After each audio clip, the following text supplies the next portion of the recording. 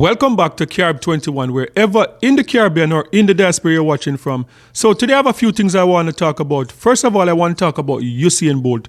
So I did a video reacting to an interview that Usain Bolt did with a popular podcast, the Fix Podcast in Jamaica, where Usain Bolt came out for the first time talking about his $12 million that was missing from the SSL scandal. So this scandal seemed like it's about to take another turn and it's about to get political when the leader of the opposition party, the People's National Party, Mark Golding, came out swinging, accusing the government of dragging its feet when it comes on to the SSL investment scandal. So I want to talk about that today.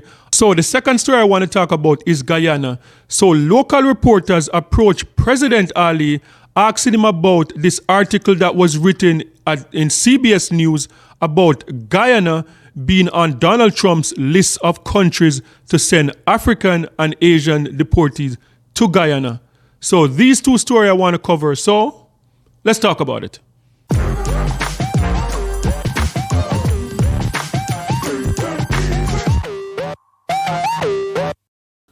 Okay, so first, let's talk about Guyana. As I said, yesterday I brought a story coming out of Guyana about a CBS report that Donald Trump has Guyana on a list of countries, the list of countries to receive African and Asian deportees. So let's take a look at this video and we'll talk about it right after this.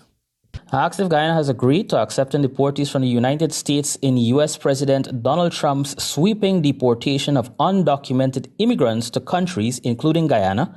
President Ali said that nothing specific to this issue were discussed. What we're discussing is our partnership with the U.S. And as the U.S. unfolds its programs and plans, wherever Guyana can be of support, we have expressed our support, but nothing but prison having. President Ali was also questioned on a matter by journalist Gordon Mosley after a CBS News report surfaced that Guyana was considered to be one of the countries accepting African and Asian deportees from the U.S. At first, Ali said he cannot comment because he has not seen the report. Nevertheless, the journalist pressed further, asking again if Guyana will be imprisoning them. We would not have anyone here in prison. Where did you get that from? CBS News is reporting. Ali then said he had discussions with U.S. Secretary of State Mark Rubio. There are some specific issues that I will not go into details here in terms of the movement, which includes flight and movement of people. But there is nothing specific. There is nothing specific. The president added that indeed there was some discussion with Rubio on the movement of migrants, but will not divulge any further details. So far, Panama, Guatemala, and El Salvador have reportedly agreed to accepting deportees, with one other country promising to jail those who are criminals. This is Shervin Belgrave reporting for the AGP Nightly News. Okay, so that is it. That is the story that we covered yesterday.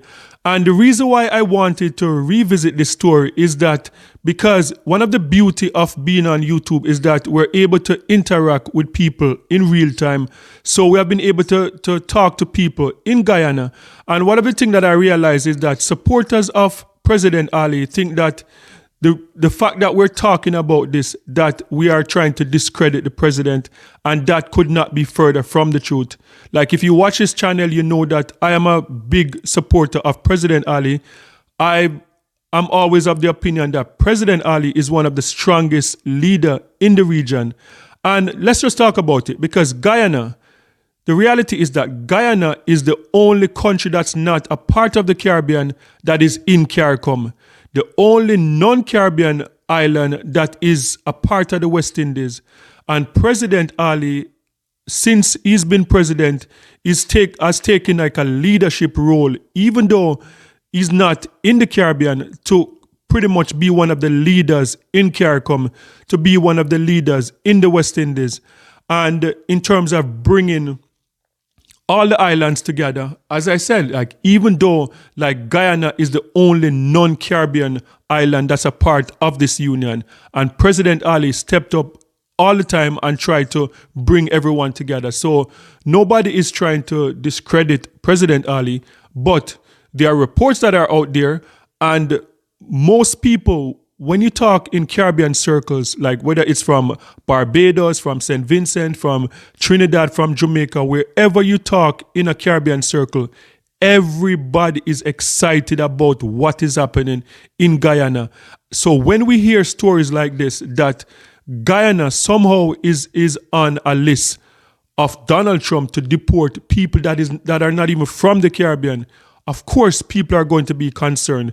So the fact that we're questioning this, the fact that we're having a discussion about this has nothing to do with discrediting President Ali, but we are part of CARICOM, we are part of the West Indies, and we are concerned because we are one region. And as I said, President Ali, along with Mia Mottley, are two of the strongest voice in the region when you talk about CARICOM, when you talk about West Indies, when you talk about bringing us together. So talking about this is not discrediting President Ali. We are just concerned people in the Caribbean, and we have been talking about Guyana becoming the next Dubai in the Caribbean. We're talking about the development, Guyana being one of the fastest developed countries in the world, and people have the right to be concerned that this could destabilize Guyana. So that's all it is. When we're just having a conversation, and it's good to have a conversation. So let's continue to have the conversation in the comment section.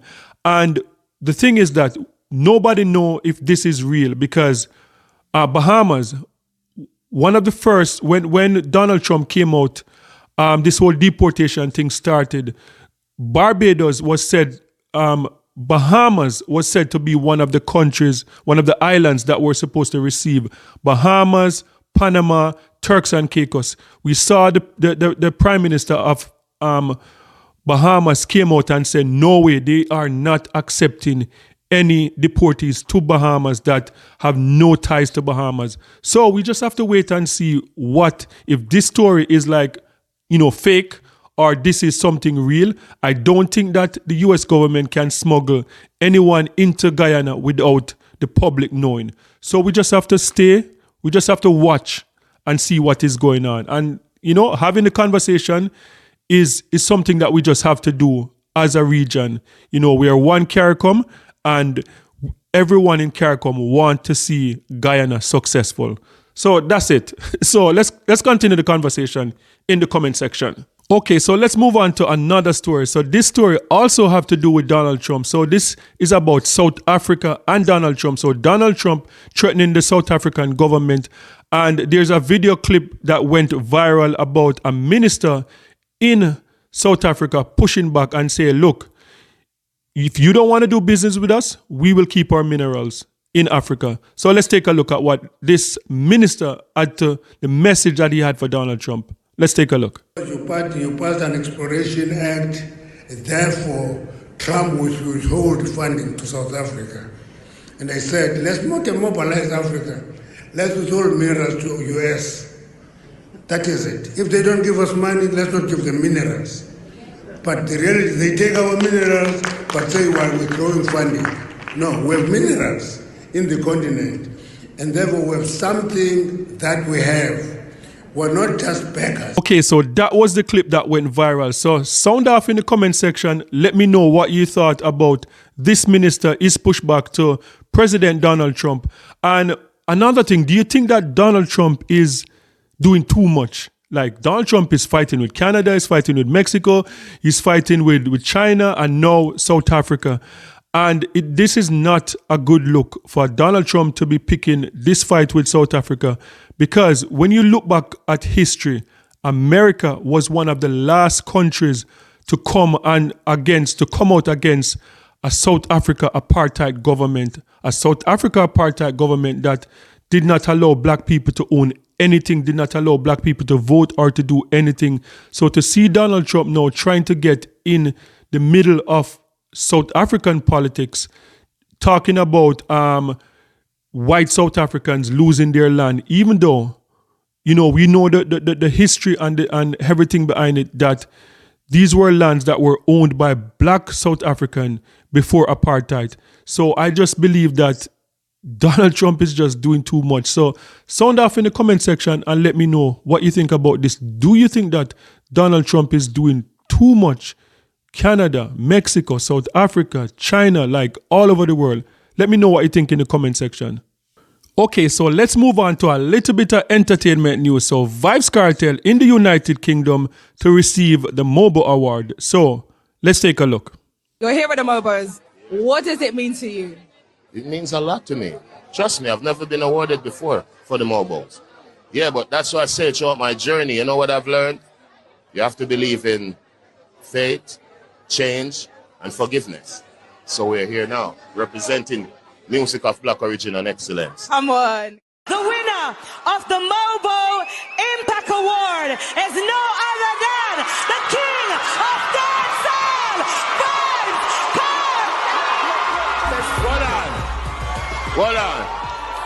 Hold on. MOBO, how you feeling? That's it. You know, first I got to say, God is the greatest. Because think about this. Got locked up, did 13 years in prison. Meanwhile, I'm doing 13 years in prison, I'm diagnosed with Graves' disease. So I'm fighting to be free. I'm fighting my illness. I'm fighting to keep my family together. This is my son right here, Little Vybz. I'm fighting to keep the fans pleased with good music. And look how God great. Nominated for a Grammy with an album that I did in prison. Got released from prison. Got engaged to my fiance who's from England. Kiss me, baby! Well I'm big up the MOBO Awards to give me the award. I big up my son. Big up the Queen of Dancehall, Spice. It's a pleasure to be here. And big up all of the British stars. Okay, guys, so that was Vybz Kartel in the United Kingdom receiving the MOBO award. So sound off in the comment section and let me know what are your thoughts about Vybz Kartel receiving this award. Just imagine 7 months ago, Vybz Kartel was behind bars and now he's out receiving awards, being nominated for the Grammy Awards and now receiving this MOBO award. What are your thoughts? Do you think that this is a good look? Do you think that this is a inspirational story, a story about forgiveness, a story about that you can go to prison, you can serve your time, and you can be rehabilitated? Sound off in the comment section and let me know. What are your thoughts? Or do you think that this is not a good look for Vybz Kartel to be receiving these awards? Sound off and let me know. What are your thoughts about this? And the next story I want to talk about is the opposition leader, the People's National Party leader, Mark Golding, in a political speech that he made over the weekend. So I'm going to show a clip of the political speech that Mark Golding made about Usain Bolt's $12 million that was missing in the SSL scandal a few years ago. So let's take a look. In an institution regulated by the Jamaican regulatory body for investments in the country. And there was a massive fraud going on in there. Nigel Clark was Minister of Finance. When the report come to his office about the problems, he put the report in a cupboard and forget about it. Andrew Holness had money in there. And Andrew Holness take out his money before the thing collapsed and leave Bolt and others to suffer the massive losses of, in his case, millions and millions of hard-earned US dollars that he raised through his exploits on the track to bring glory to Jamaica. What can go so? What can go so? Well, I'm here to tell you that when we form government, no stone will be left unturned to chase down that money for Mr. Bolt and the others. We are going to get to the bottom of it because we respect the people involved who have put their money in Jamaica, and to the diaspora and others overseas. We need to send the signal that we take it seriously. and that Jamaica is a place where you can come and invest your money. Okay, guys, so that was the opposition leader, Mark Golan. So before I share my thoughts, sound off in the comment section and let me know what you think about this. Do you think that this is like distasteful that the opposition leader is using an incident like this to turn it political, to use Usain Bolt losing that money and the other people that invested in SSL? Do you think that this is not a good look for the opposition leader to take this and turn it into like a political campaign promise? Sound off in the comment section and let me know your thoughts about this. So my feelings about this is that I'm not going to say the opposition leader does not have a right to do this, because when you're in opposition, trust me, like it seems like you'll do anything to get back in power. So I'm not going to say that he is not in his right to do this. But what I can say though is that promising Usain Bolt and the other investors that you're going to get to the bottom of this if you form the next government, to me, like I would say to Usain Bolt and to the investors, do not hold your breath, because the People's National Party forming the next government is pretty much an impossible task. I believe that the Jamaica Labour Party would have to have like a catastrophic collapse in government in order for that to happen. Because just imagine, the People's National Party only have 14 members. The amount of catching up that they would have to do to go from 14 to take a majority to form the next government, I don't see that happening. I don't see that happening. As I said, the Jamaica Labour Party would have to have like a catastrophic collapse in leadership for that to happen. So I think this promise is just like an empty promise, because I don't think anyone sees, I don't even think the People's National Party members see them winning the next election, coming back from only having 14 members of parliament. So this just seemed like political football. I think the best that they can hope for is to get back at least 25 or so seats, but to go from 14 to winning the next election, I don't see that happening. If you see that happening, sound off in the comment section and let me know your thoughts. And guys, let me know what are your thoughts about all the topics that was covered today. And don't forget to like, share, and subscribe for more amazing content. And remember, peace. I'm out.